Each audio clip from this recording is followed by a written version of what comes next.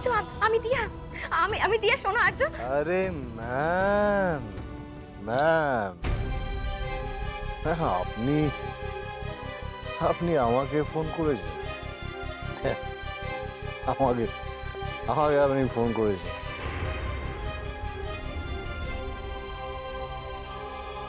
আমি আসছি ম্যাম, আমি আসছি।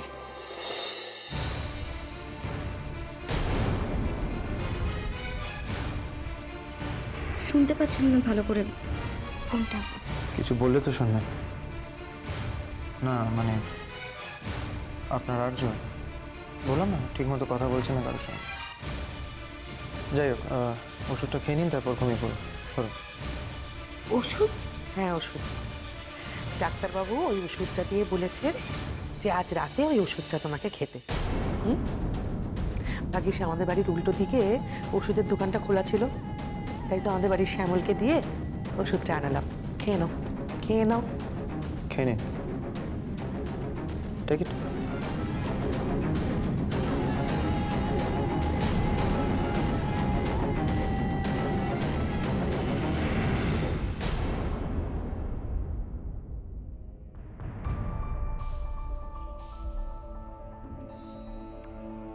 যান, এবার আগের মতো পুকুর পাশে শুয়ে পড়ুন, ঘুমিয়ে পড়ুন। দেবোত্তম বাবু, আপনি কেন বুঝতে পারছেন না? আমার বাড়িতে যাওয়াটা ভীষণ জরুরি। আই নো বাড়িতে যাওয়াটা জরুরি, তবে এটা তো আপনাকে বুঝতে হবে যে আপনার শরীরের মধ্যে যে বেড়ে উঠছে তার একটু রেস্ট দরকার, তাই নয় কি? একটু আগে আপনি পড়ে গিয়েছিলেন, ওর একটা জার্ক লেগেছে, তার মধ্যে আপনি এতটা এক্সাইটেড হয়ে পড়েছেন। আপনার মনে হয় না এটা ক্ষতি করতে পারে আপনার বাচ্চা? আর এই সময় দাঁড়িয়ে নিজের কথা না ভেবে আমার মনে হয় ওর কথাই ভাবা উচিত। আমি আপনাকে বলছি তো, টেনশন করবেন না। আর্যর সঙ্গে একটা কি দুটো কথা তো হয়েছে। I know for a fact Arya realise করেছে যে আপনি ঠিক আছেন, সেফ অ্যান্ড সাউন্ড আছেন, ভালো আছেন। আচ্ছা, আপনি গিয়ে শুয়ে পড়ুন। আমি কথা দিচ্ছি, আমি আপনার বাড়িতে ফোন করব, বাড়ির ল্যান্ডলাইনে ফোন করব, সবাইকে জানাবো যে আপনি ঠিক আছেন। আমি কাল সকালবেলা আপনাকে পৌঁছে দেব। এখন কোনো অসুবিধা নেই তো? আমার অসুবিধাটা যদি আপনি একটু বুঝতে পারতেন।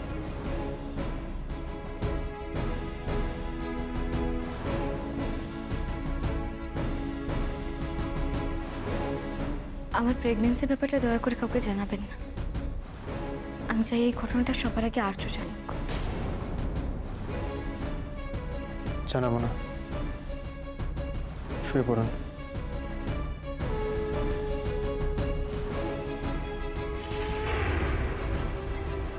আর্যর রাগ না ভাঙানো অব্দি, ও যে বাবা হতে চলেছে এই খবরটা না দেওয়া অব্দি আমার ঘুম আসবে না, কিছুতেই আসবে না।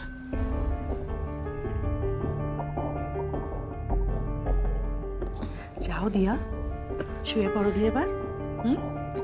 হ্যাঁ।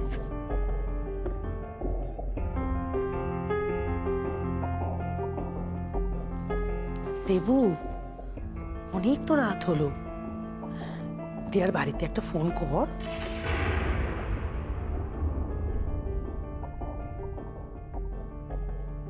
ফোন করাতে যদি ওরা এখানে এসে দিয়াকে নিয়ে যায় তাহলে কি হবে ফুলপিসি?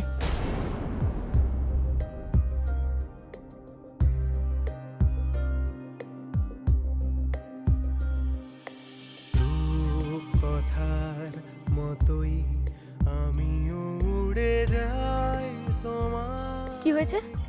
ওর খুব জ্বর, কিচ্ছু খাচ্ছে না। অনেক চেষ্টা করেছি খাওয়ানোর, কিছুতেই আমার কথা শুনছে না। ও বলছে আপনি যদি না যান তাহলে ও খাবে না। দেবোত্তম বাবু, তাড়াতাড়ি চলুন, আসুন। আমি ওদিক জেলে যাই, রূপ কথার মতোই আমিও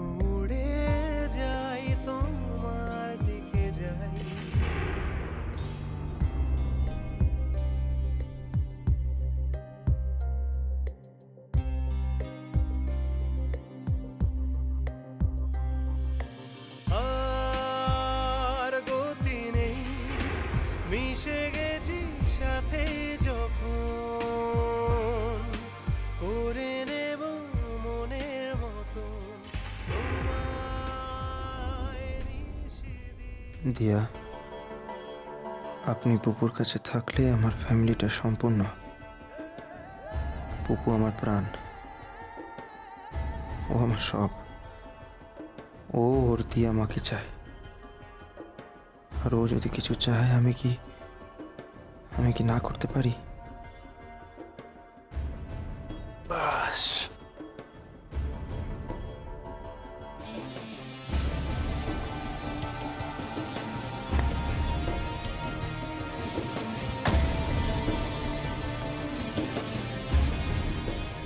हॉर्न बजाइए, हॉर्न हॉर्न बजाइए।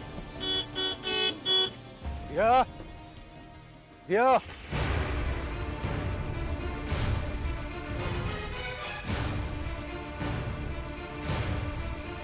दिया, दिया, दिया। हॉर्न बजाओ, हॉर्न बजाओ।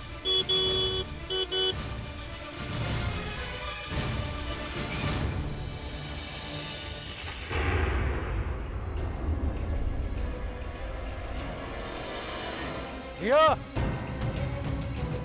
আর্চনা, হ্যাঁ এটা তো আর্চনের গলা। আর্চ নিতে এসেছে আমাকে। दिया, दिया।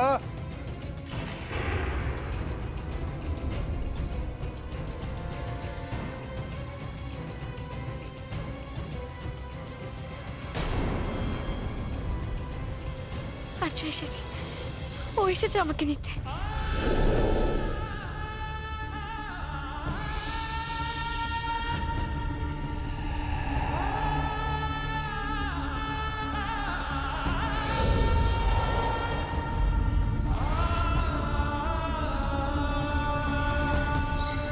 এত রাতে একই ব্যালকনিতে দিয়া আর দেবোত্তম সেন একসাথে কেন?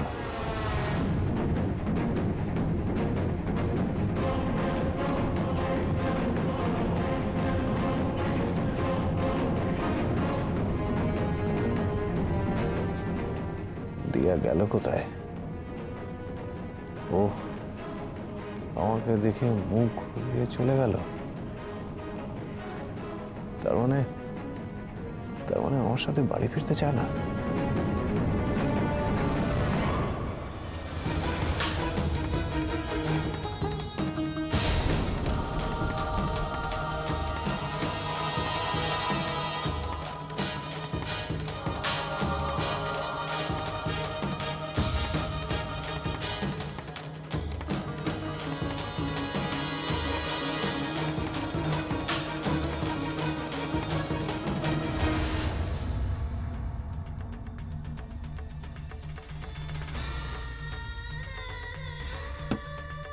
চলুন স্টার্ট করুন।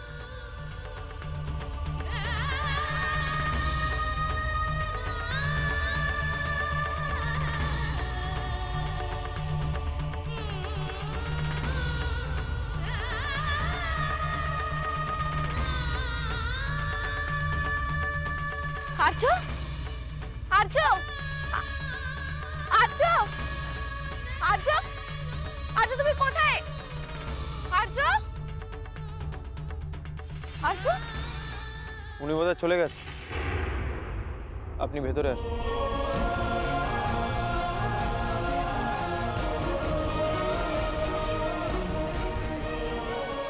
আর্য তুমি আমাকে না নিয়ে চলে গেলে? এত অপমান তোমার? এমন করলে আমি তোমাকে কি করে বলবো যে আমি তোমার সন্তানের মা হতে চলেছি?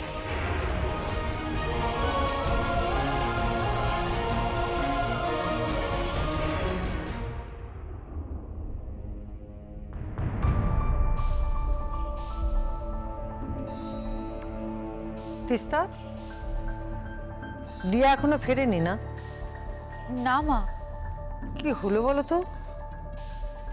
দিয়া তো এত দায়িত্ব জ্ঞানীর মেয়ে নয়। মা, ওই তো দিয়ে এসে গেছে।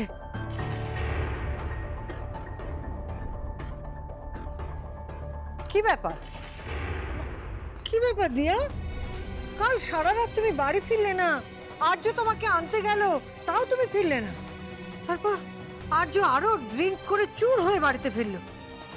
কি ব্যাপারটা কি? আমরা তো কিচ্ছু বুঝতে পারছি না। আমি তোমাকে বলছি, আসলে আমি কালকে তাড়াহুড়ো করে নামছিলাম নিচে, মানে আর্যর সঙ্গে আসবো বলে, কিন্তু এসে দেখলাম আর্য ততক্ষণে চলে গেছে ট্যাক্সি নিয়ে। তুমি বাড়িতে একটা ফোন কেন করলে না দিয়া? ফোন? আপনি গিয়ে শুয়ে পড়ুন, আমি কথা দিচ্ছি আমি আপনার বাড়িতে ফোন করব, বাড়ির ল্যান্ডলাইনে ফোন করব, সবাইকে জানাবো যে আপনি ঠিক আছেন। আমি কাল সকালবেলা আপনাকে পৌঁছে দেবো। দিয়া, আমার মনে হয় অভিমান বাড়তে দেওয়াটা উচিত নয়। আর তুমি তো জানো আর্যদা কতটা সেনসিটিভ। আচ্ছা ঠিক আছে মেজো বৌদি, দেখো দিয়া, যা হওয়ার সেটা তো হয়ে গেছে, এখন আর ওসব নিয়ে ভেবে লাভ নেই। তুমি বরং একটু বড় ভাইয়ের কাছে যাও, গিয়ে একটু বোঝাও। দেখো তোমাকেই তো বড় ভাইকে সামলাতে হবে না, ঠিক কি হয়েছিল, কেন আসতে পারোনি, কে অসুস্থ, একটু গিয়ে বলো। আসলে ভুল বোঝাবুঝি না বাড়তে দেওয়া উচিত নয় দিয়া। ভুল বোঝাবুঝির কারণ কিন্তু নেই মিস্টার ব্যানার্জি।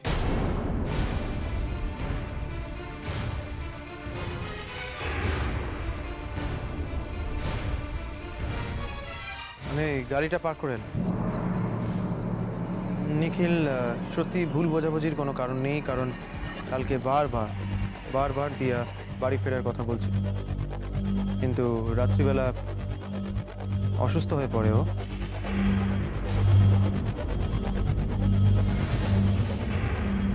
সেই জন্য আমার মনে হয়নি অত রাত্রিবেলা ওকে একা ছেড়ে দেওয়াটা ঠিক হবে বলে। কি হয়েছে দিয়া? দিয়া, দিয়া তোমার কি হয়েছে? না মা, তেমন কিছু নয়। আসলে আমার প্রেশারটা ফল করে গেছিল, তাই একটু মানে মাথাটা ঘুরিয়ে গেছিল। তারপর ডক্টর এসেছিলেন, ডক্টর এসে এমন কড়া কড়া ওষুধ দিলেন যে আমি চোখ টেনে খুলে রাখতে পারছিলাম না, খুব ঘুম পেয়ে গেছিল। সে কি, দাদাভাই তো বাড়ি ফিরে এসে আমাদের কাউকে এ ব্যাপারে কিছু বলেনি? উনি কি করে বলবেন? উনি তো জানার মতো অবস্থায় ছিলেন না। কালকে আর্য আমার বাড়ির সামনে এসেছিলেন, অনেক হই হুল্লোড়ও করেছিলেন, আবার দিয়া নিচে নেমে যাওয়ার আগেই উনি চলেও গেলেন। ডিস্টার্ব ছিলেন মেবি। আচ্ছা, আসলে আমি দিয়াকে কেন নিয়ে গেলাম সেটা জানাই। আমার একটা ছোট্ট মেয়ে আছে, পুপু। ও একটু অসুস্থ ছিল, আর তাই আমি দিয়াকে এই বাড়ি থেকে ওইভাবে তাড়াহুড়ো করে আমার বাড়িতে নিয়ে গিয়েছিলাম। ওর মা নেই, তো দিয়াকে দেখে ও ওর মায়ের মতো ভালোবেসে ফেলে। দিয়া ওকে ভালোবাসে, আর তাই মানে ওরম একটা বড় দিন আপনাদের জন্য, ইনফ্যাক্ট আর্য আর দিয়ার জন্য, সেখানে দাঁড়িয়ে ওইভাবে আমি দিয়াকে নিয়ে চলে গেলাম আমার বাড়িতে। আমারও খুব খারাপ লেগেছিল। আমার মাসিমা আমায় ক্ষমা করবেন। মানে আমি জানি আমি আমি বোধহয় একটা অপরাধ করেছি, আমার এইভাবে দিয়াকে নিয়ে যাওয়া উচিত হয়নি, বাট এ আপনি কি বলছেন? আপনি অপরাধী কেন হতে যাবেন? একটা বাচ্চা মেয়ে অসুস্থ, দিয়ার তো যাওয়াই উচিত।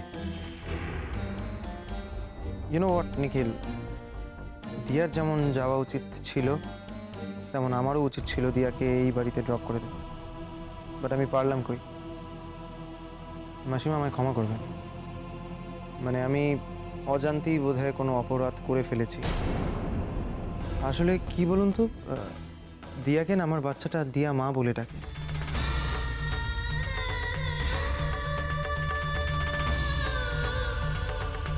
ও না গেলে খেতে চায় না, দিয়া আশেপাশে না থাকলেও হাসেও না, তাই ওই আর কি। আমার বাচ্চার জন্যই আমি হয়তো একটু স্বার্থপর হয়ে গেছিলাম দিয়াকে। ঠিক আছে, ঠিক আছে, আমি বুঝতে পেরেছি। দিয়া, যাও, তুমি আর্যর কাছে যাও, গিয়ে ওর সঙ্গে দেখা করে সব বলো। যাও। হ্যাঁ মা, যাচ্ছি।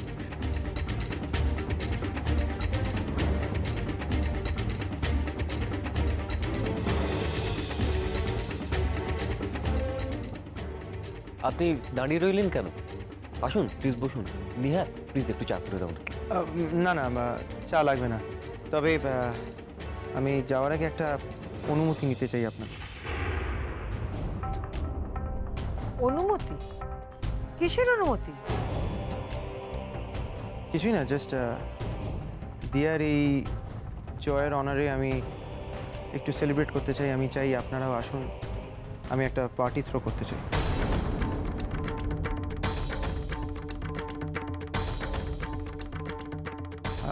আপনারা অনুমতি দেবেন তো?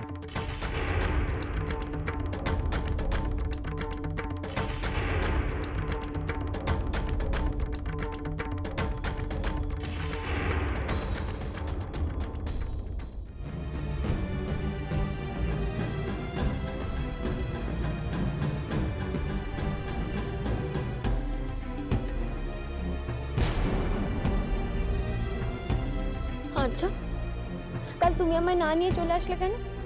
আমি যখন নিচে এসে দেখলাম তুমি ট্যাক্সি নিয়ে বেরিয়ে গেছো।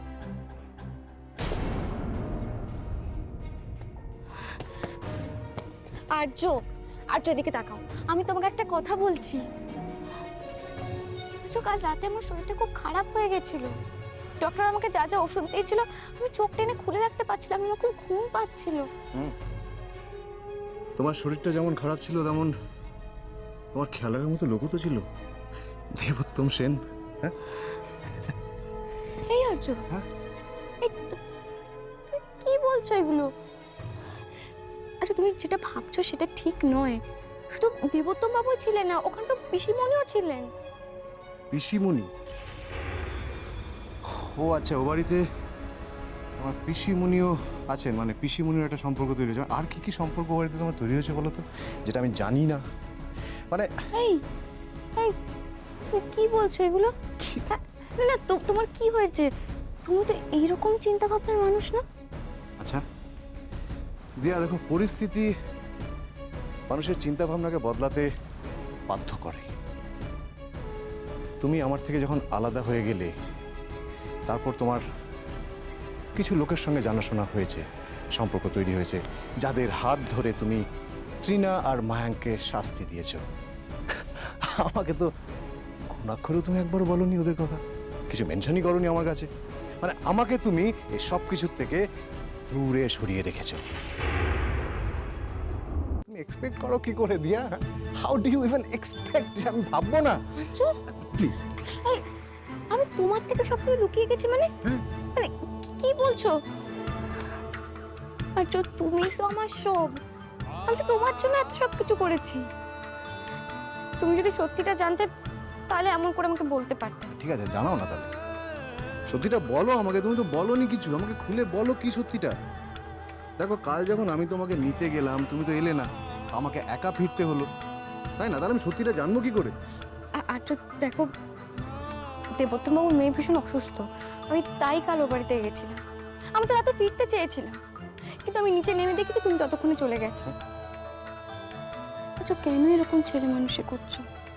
কেন এরকম অভিমান করে বসে আছো? আর্য, আর্য, তুমি খুব ভালো করে জানো যে আমাদের মধ্যে কোনো তৃতীয় ব্যক্তি আসতে পারে না। আসতে পারি।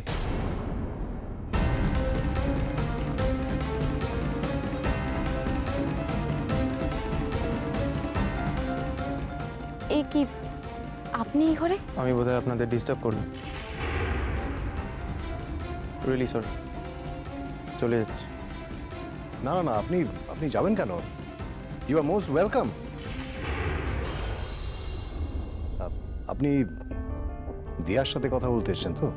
প্লিজ। নট রিয়েলি, আমি ইনফ্যাক্ট আপনার সঙ্গে দেখা করতে এসেছি। বলা ভালো, আপনার সঙ্গে আলাপটা সেরে নিতে এসেছি। আমার সঙ্গে? মানে স্ট্রেঞ্জ মানুষটা আমি বোধহয় একটু স্ট্রেঞ্জ। যাই হোক, jokes apart. Hi, Debottam Sen.